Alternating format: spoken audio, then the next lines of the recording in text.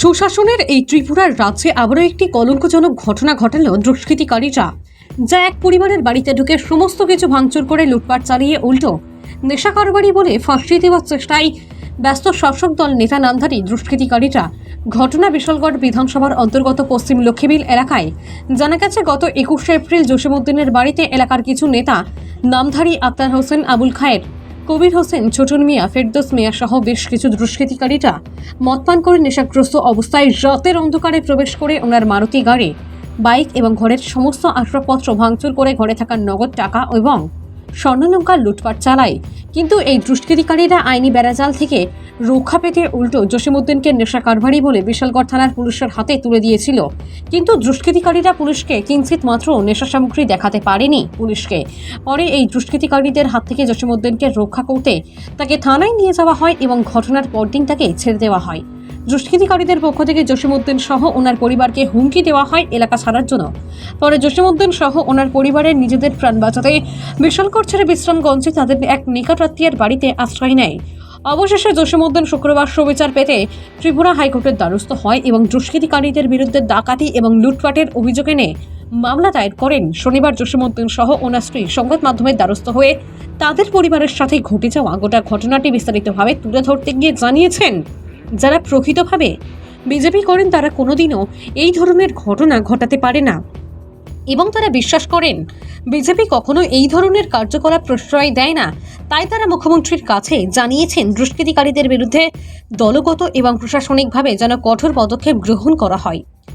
ত্রিপুরা থেকে ভানুচন্দ্রের report, Assam prime network. কি ছিল দিদি ওই দিন ঘটনাটা? ওই দিন আমার হাজব্যান্ড একটা জায়গা বিক্রি করছিল।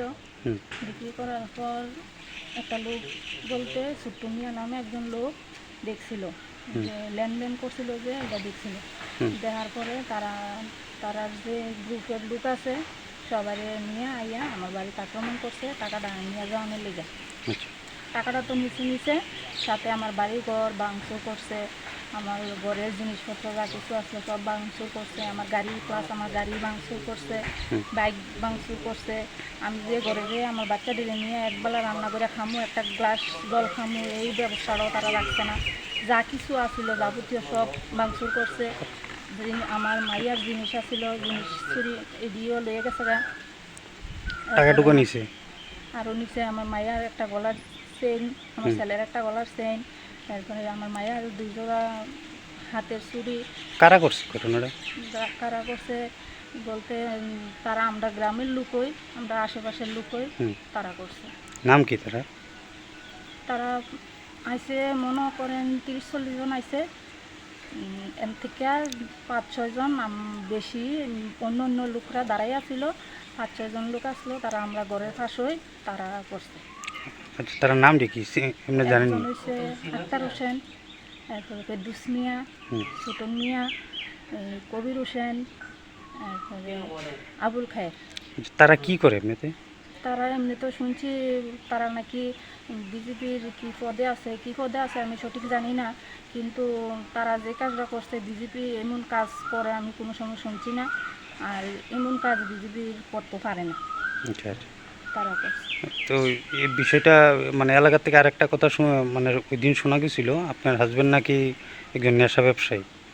না, তারা যে আমার ঘরে তো কোনো কিছু রাখছে না। যে যে জিনিস ভাঙচুর করছে, যদি নেশা কারবারে হইতো নেশার এক টুকরো হইলেও তারা পাইতো, নেশার তো কোনো সামগ্রী পাইছে না। আবার তারা হের হাতের থেকে মোবাইলটা ছিনিয়ে নিয়ে গেছে। তারা যে আমার ঘরে লুটপাট করছে, এরপরে টাকা পয়সা চুরি করছে, এডি যে করছে এডি হ্যাঁ মোবাইলে রেকর্ডিং করছে, তারপরে তারা মোবাইলটা নিয়ে গেছে, এখন অব্দি মোবাইলটা দিছে না। আপনারা যদি হে নেশা সামগ্রীর লগে জড়িত থাকতো তাইলে তো তারা মোবাইলটা দিয়েই বুঝতে পারতো। আর অতদিন তো কেউ কোনো দিন থানা তো কমপ্লেন করছে না, গ্রামও কমপ্লেন করছে না, এমন কোনো দিন কেউ জানছো না যে হ্যাঁ নেশা করে, মানে আপনি মিথ্যা কথা। আচ্ছা, আপনারা কোনো এই বিষয়ে কোনো মামলা টামলা করছেন? আমরা হাইকোর্টে কেস করছি। আজকে করছেন? আচ্ছা, এই বিষয়টা নিয়ে এখন কি চাইতেছেন? আমরা চাইতেছি ওখানে তো বর্তমানে বিজেপি সরকার আছে, তারা নাকি সুস্থ বিচার করে। আমি মাননীয় মুখ্যমন্ত্রীর কাছে সুস্থ বিচার চাই। আমার যে ভাঙচুর করছে আমি যাতে সুস্থ বিচার। আপনারা এখন কোন জায়গাতে থাকেন? আমরা বিশ্রামগঞ্জে।